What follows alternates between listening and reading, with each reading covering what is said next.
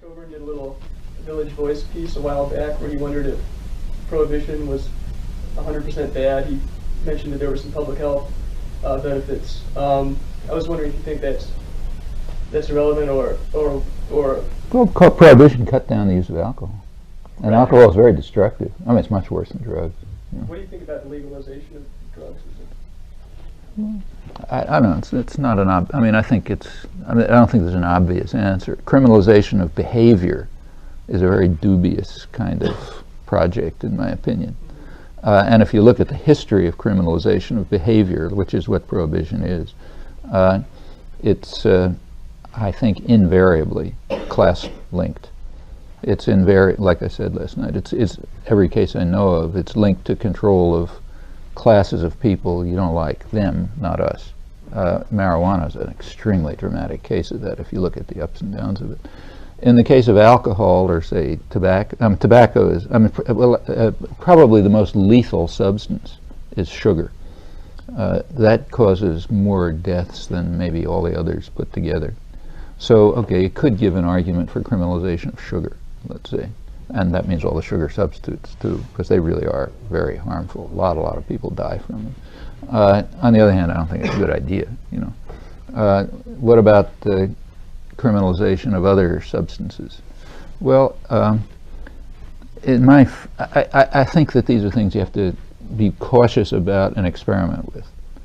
So, for example, in the case of marijuana, I think there's a reasonably good case for decriminalization. One reason is it has among the, like, none of these things are good for you. I'm sure this stuff, whatever it is not good for you. In fact, an old friend of mine who died recently, who was a Nobel Prize winning biologist who was the head of the cancer center at MIT, one of his favorite lines was that when people kept finding things that were carcinogenic, he'd say, yeah, that's because they looked at it.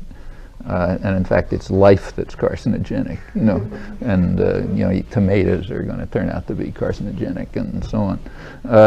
So, you know, anything is nothing. Things have varying degrees of, they have varying effects, and but of the things with varying effects, marijuana is not at the high end of harm.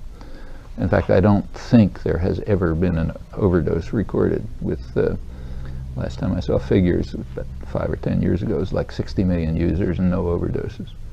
That's not too bad a record.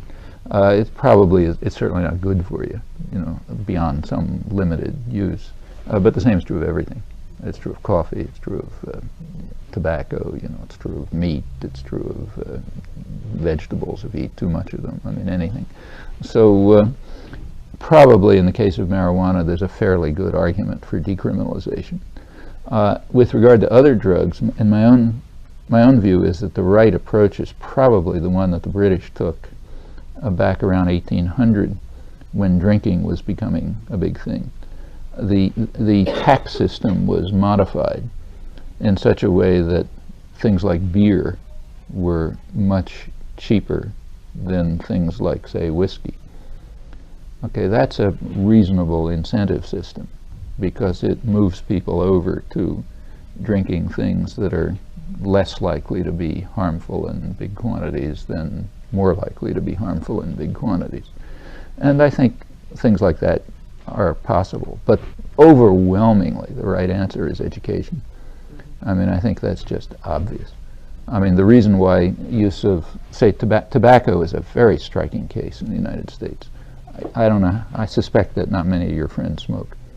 It's extremely rare these days to find. I haven't seen a student at MIT come into my office wanting to smoke for 20 years. You know? It's just not done among wealthy, educated people anymore. It's still true among older people who didn't shake the habit, and it's very common among young people who are poor. So you go to a working class section of town and go to the local fast food place, and every kid has 2 cigarettes in their hands. Okay. On the other hand, you go to the upscale restaurants, and it's not very likely. It became very sharply class-based just on the basis of education. And the same has been true of other things, like take, say, red meat. There's no criminalization of red meat, but consumption has gone way down simply because of education, people learning about the effects of it. And I think that's true of everything. I mean, if people are, take say the lottery. I don't know if Wisconsin has a state lottery, but a lot of states do. The lottery is a highly regressive tax. I don't know the figures here, but I'm sure they're the same as everywhere. In Massachusetts, it's been pretty well studied. It's a very highly regressive tax. You take the towns in Massachusetts and you ask how much money people spend in the state lottery. It's predictable by level of education and income. The lower the education and income, the more they spend on the lottery.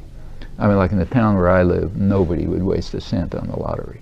I mean, it's just, it's like giving your money away, That's what the state lottery is. Poor and uneducated people do it.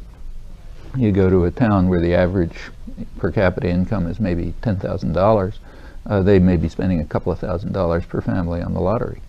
So what it amounts to is a highly regressive tax. That's why it's pushed so hard.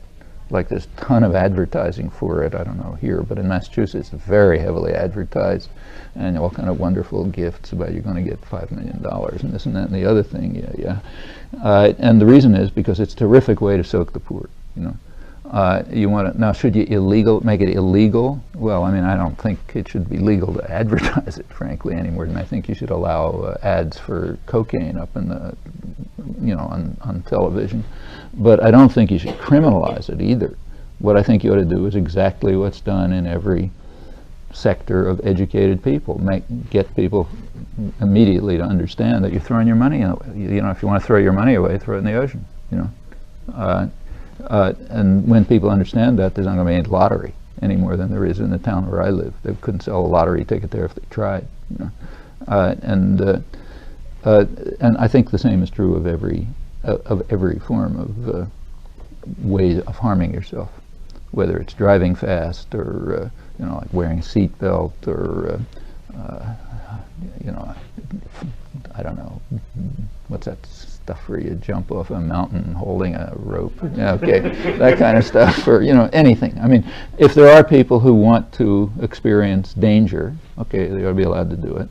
On the other hand, it should be a rational decision, something that people are in a position to make a reasonable decision about, and that requires understanding and education and recognition of the consequences and so on and so forth. I mean, that's the answer to drugs.